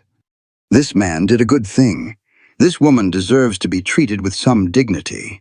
And if that offends the congregation, then maybe the congregation ought to spend less time pointing fingers and more time reading their Bibles. Silence fell over the porch like a heavy blanket. Elder Hoskins' face had flushed deep red. A vein pulsed at his temple. His mouth opened, closed, opened again. And then something happened that Eliza didn't expect. His shoulders dropped. The stiffness went out of his spine. He looked suddenly, impossibly old, tired, human. You're right. The words came out like they cost him something, like he was paying off a debt he'd carried too long. I came out here to... He stopped, swallowed hard. I came to threaten you, Mr. Drifter, to tell you the church would shun you if you didn't send this girl away. Had a whole speech ready. All the reasons why what you were doing was wrong. He looked at Eliza then, really looked at her, not through her, not past her, but directly at her face. I was wrong too. Eliza didn't know what to do with that. In her experience, people didn't admit they were wrong. They justified. They blamed. They doubled down and dug in deeper. They didn't apologize. "My wife," Hoskins said slowly, "was hard of hearing in one ear. Did you know that Mrs. Callahan—" Martha shook her head. "She hid it well, learned to read lips, turn her good ear toward whoever was speaking. But I knew. I always knew." He paused, his voice going rough. "She passed 3 winters back. I've been angry ever since. Angry at her for leaving me. Angry at everybody who reminded me of her." His pale eyes found Eliza again. "Angry at you, Miss, for reasons that had nothing to do with you at all." His hand reached up, touched the Bible he carried, not clutching it this time, just resting there, like a man touching something familiar for comfort. "I'm sorry." They left an hour later. Martha's wagon rattled down the dirt road, Elder Hoskins riding alongside on a borrowed horse. They hadn't stayed for coffee, hadn't lingered over pleasantries, just said what needed saying and gone. Silas stood on the porch, watching them shrink to specks against the brown hills. Eliza stood beside him. Neither of them moved for a long while. Finally, Silas reached for the bundle Martha had left on the railing. His fingers shook as he unwrapped the faded cloth. Inside lay a ring, a simple gold band, worn thin on one side from years of wear. Eliza's heart lurched. She'd seen a ring like this before, hidden in the saddlebag. But this one was different. Smaller, lighter. A woman's ring. Silas stared at it resting in his palm. Then he looked at Eliza. "Sarah and me." His voice caught like a fishhook in cloth. "She passed 2 years ago, come November. Fever took her. The doctor came too late to do any good." Eliza nodded. She'd known, had guessed, at least. "I kept her ring. Couldn't bring myself to bury it with her. Couldn't wear it neither." He turned the smaller ring over in his hand, watching the light catch on the worn gold. "This one was supposed to be for she wanted me to—" He couldn't finish. Eliza reached out, laid her hand on his wrist, let her fingers rest there, warm and still. The touch said what words couldn't. "It's all right. You don't have to explain. I understand." The clouds came that afternoon. Eliza saw them first dark shapes massing on the western horizon, piling up like mountains made of shadow. She was sitting on the porch step, her bare feet in the dust. When the wind shifted direction, it smelled different. Wet, cool, alive. The smell of rain coming after a long dry spell, that particular scent of dust and ozone and something green stirring back to life. Silas came out of the cabin and stood beside her. His face turned toward the sky. He watched the clouds roll closer, his eyes tracking their movement like a man watching a miracle unfold. "Rain," he said. The word came out hushed, almost reverent. The first drops fell as the sun touched the horizon. Fat, heavy drops that kicked up little explosions of dust where they landed. One struck Eliza's forearm. Another hit her cheek, warm from the long fall through summer air. She tilted her face up. The rain fell harder. It plastered her hair flat against her skull, ran in rivulets down her neck, soaked through her dress until the fabric clung heavy to her skin. She opened her mouth and let the water pool on her tongue, sweet and clean, tasting of sky and distance and mercy. Beside her, Silas was laughing, not loud, not wild, just a low, wondering sound, like a man who'd forgotten how and was remembering. The drought was breaking. The land was drinking deep. Everything that had been dying might live after all. Eliza closed her eyes and let the rain wash over her. They went inside when the storm turned fierce. Lightning split the sky in jagged white lines. Thunder shook the cabin walls hard enough to rattle the dishes on their shelf. Water poured off the roof in sheets, filling the rain barrel, overflowing onto the ground, turning the dust to mud. Silas lit the lamp. The flame threw warm shadows across his face, softening the hard lines, making him look younger than his years. He reached for the slate. Eliza watched his hand move. The chalk scratched against the dark surface, slow, deliberate. Each letter formed with care. He turned the slate toward her. "Marry me." She read the words. Her heart stuttered in her chest.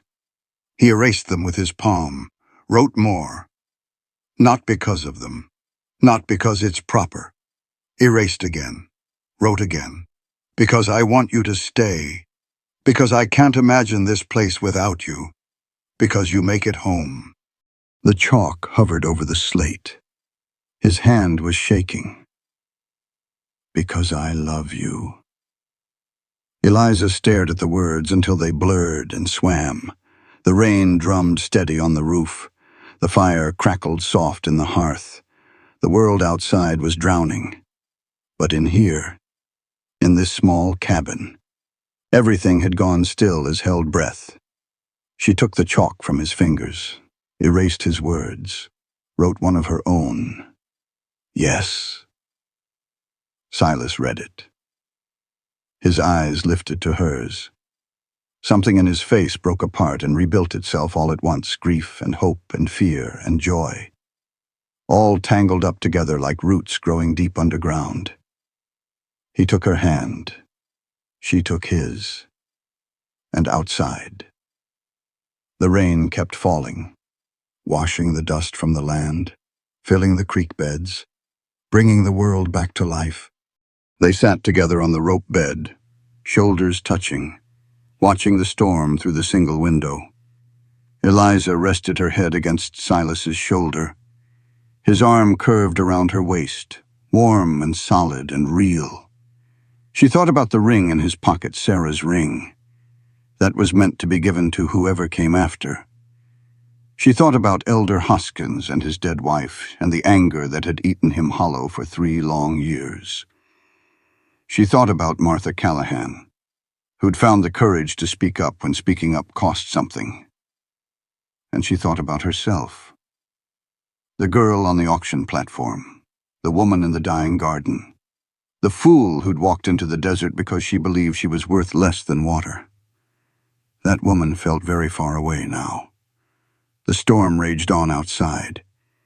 But inside the cabin, everything was quiet. Silas's hand found hers in the lamplight. His thumb traced slow circles on her palm. "Tomorrow," he said, "we'll ride into town, find the preacher. Make it official." Eliza nodded against his shoulder. He was quiet for a moment. Then, "Martha said she'd stand witness. If you want." Another nod. More silence. Comfortable now. Full. Then Silas's voice, soft in the darkness. "Eliza." She looked up at him. "Thank you." He signed. Still clumsy after all these weeks, but right. For staying. She raised her hand, touched his face, let her fingers trace the line of his jaw, the stubble there, the warmth of his skin. Then she signed back, "Thank you for asking." The rain stopped just before dawn. Eliza woke to silence, that strange, ringing quiet that comes after a storm, when the world holds its breath to see what's left standing. She turned toward the window. The sky hung gray and soft, heavy with clouds that had spent themselves empty. Water dripped from the eaves in a steady rhythm. The ground outside was dark with moisture, puddled in every hollow. And beyond the cabin, At the edge of the property where the road came up from the valley, a figure, standing in the mud, watching. Eliza sat up, her heart lurching. She touched Silas's shoulder. He stirred, blinked, followed her pointing finger. The figure didn't move. A woman, thin as a reed, ragged clothes hanging loose on her frame, hair plastered flat against a face Eliza couldn't quite make out in the gray morning light. Silas was already reaching for his boots. "Stay here," he said, but Eliza was already moving toward the door. To be continued, Part 9, The Home. The woman collapsed before they reached her. She went down in the mud like a puppet with its strings cut, knees buckling, body crumpling. Silas got there first, dropping to the ground beside her, turning her over. Young, 17, maybe 18 at the outside. Hollow cheeks and cracked lips and eyes that rolled back white when he lifted her head. Her dress was torn at the hem and caked with mud clear up to the waist. She smelled of sweat and desperation and the particular sourness of a body pushed past its limits. "Get water," Silas said. Eliza was already running. Her name was Ruth. She told them in fragments between sips of water and small bites of bread. Her voice barely rising above a whisper. "County home. 3 days walking. Heard about a man who bought a mute woman at auction. Heard he treated her decent. Thought maybe. If she could find him. If she could just get there." She didn't finish the thought. She didn't need to. Eliza looked at Silas across the girl's bowed head. His jaw was set tight, but his eyes had gone soft. He nodded.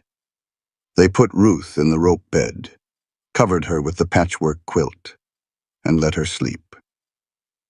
Eliza sat beside her through the morning, wiping her forehead with a damp cloth, while Silas built up the fire and heated broth from the last of their dried beef. The girl slept for 14 hours straight. When she finally woke, there was food waiting. Clean clothes, one of Eliza's spare dresses, taken in with quick stitches to fit Ruth's smaller frame, a place to stay for as long as she needed. Eliza understood. She'd been Ruth once, lost and desperate and hoping against all sense that somewhere, someone might look at her and see more than a problem to be solved.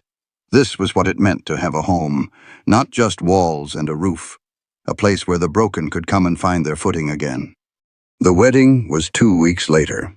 The preacher rode out from Miller's Creek on a gray morning that smelled of coming autumn wood smoke and dry leaves and the particular sharpness of air that's starting to turn cold. He was a young man, this preacher, with a sunburned face and hands that shook slightly when he opened his Bible. His voice cracked once during the vows, and he blushed red as a ripe apple. Martha Callahan stood witness. She'd arrived at dawn in her wagon, bringing a basket of fresh-baked bread and a jar of honey from her own hives and her best Sunday dress. The same dress she'd worn to her own wedding 47 years before.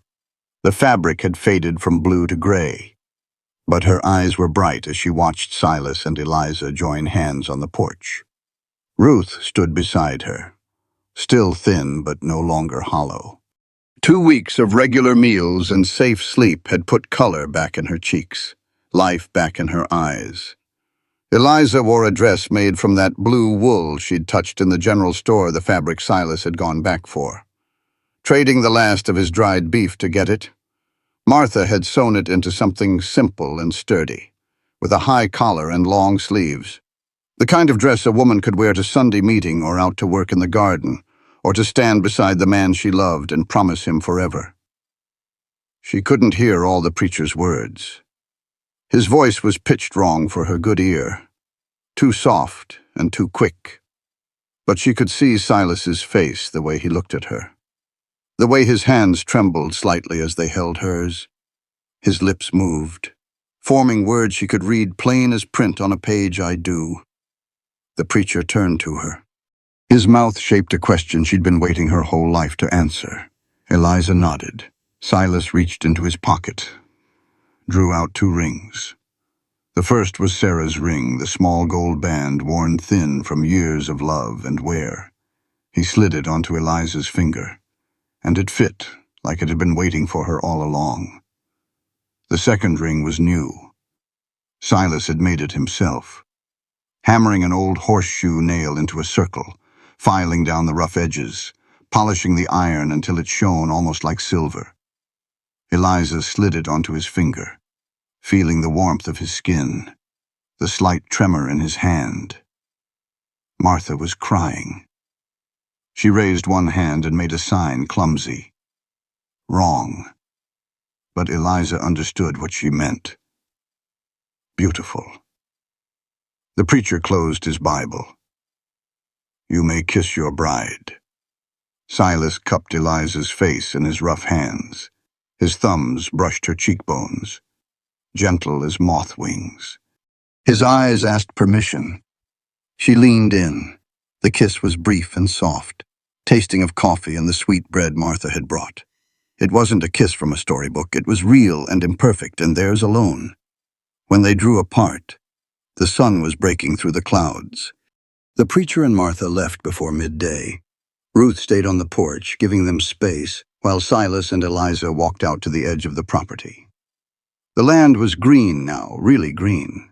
Not the dusty sage color of drought, but the deep, living green of growth and renewal. The grass came up past their ankles. Wildflowers dotted the hillside in bright patches of yellow and purple and white. They stood side by side, looking out at what they'd built together from nothing, and nearly lost. Silas's hand found hers. His fingers laced through her fingers. His calluses pressed warm against her palm. Eliza thought about the auction yard, the crowd laughing, the auctioneer calling her damaged goods. She thought about the dry creek bed, the flour sack bundle, the voice in her head that had told her she was worthless. She thought about all the places she'd been before this one, the laundry with the lie that cracked her hands, the widow's house that had felt almost like home, the locked doors and the grabbing hands and the years of being looked through like dirty glass. None of it had broken her. And now she was here, standing on land that belonged to her and the man beside her, wearing a ring that had once belonged to a woman who'd loved him enough to want him to find love again. Silas squeezed her hand. She squeezed back. Summer turned to autumn. Autumn gave way to winter. Winter melted into spring. The garden came back stronger than before. Eliza planted tomatoes and beans and squash, and the rain came when it was supposed to, and the plants grew tall and heavy with fruit. She spent long afternoons canning vegetables in mason jars, lining them up on the shelf in the cabin where the light caught them like stained glass. Silas rebuilt the chicken coop proper, with a new roof and stronger walls, added a second room to the cabin, a proper bedroom with a door that closed and a window facing east to catch the morning sun, built a second rocking chair to match the first, and set them side by side on the porch where they could watch the sunset together every evening.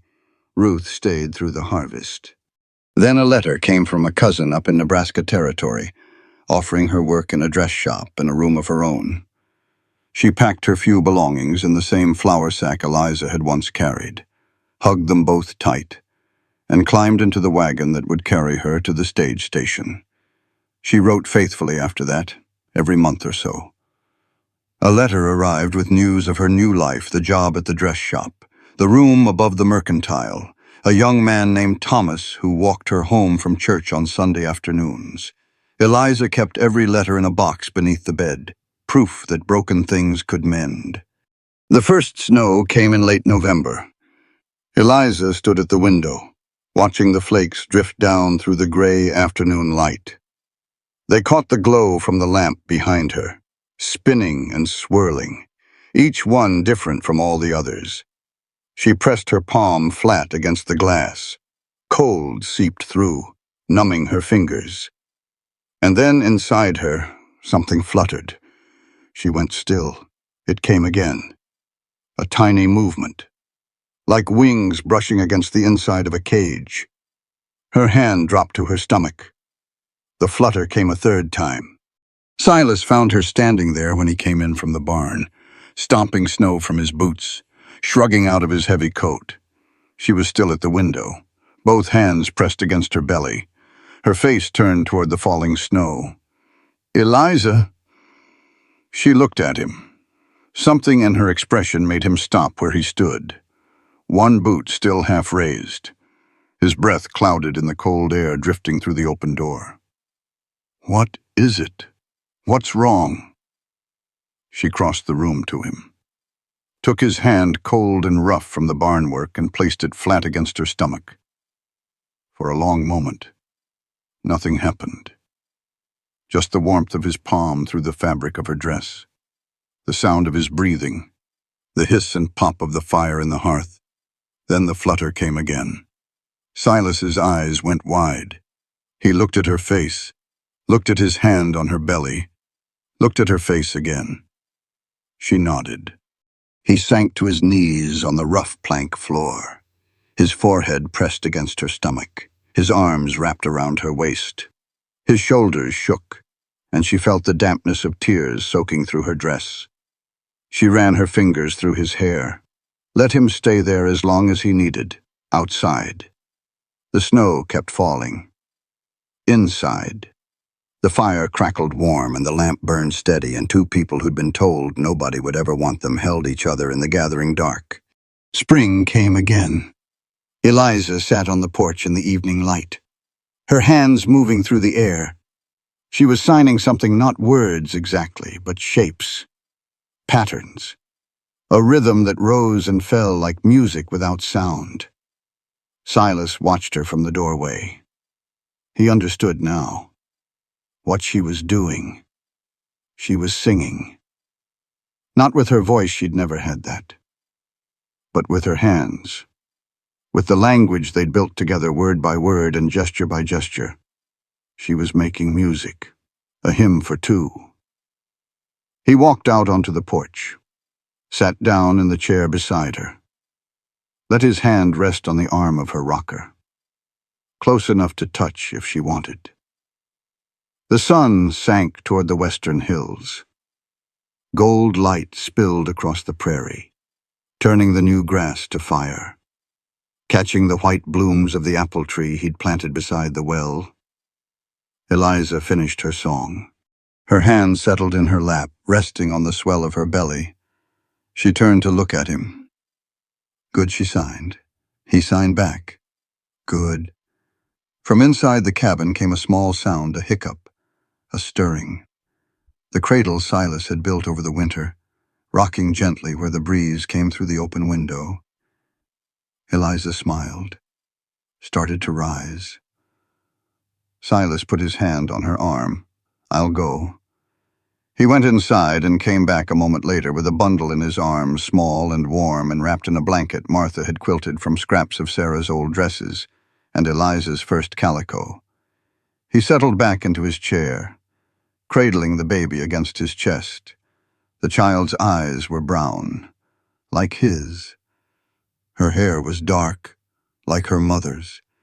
She had Eliza's chin and Silas's stubborn brow.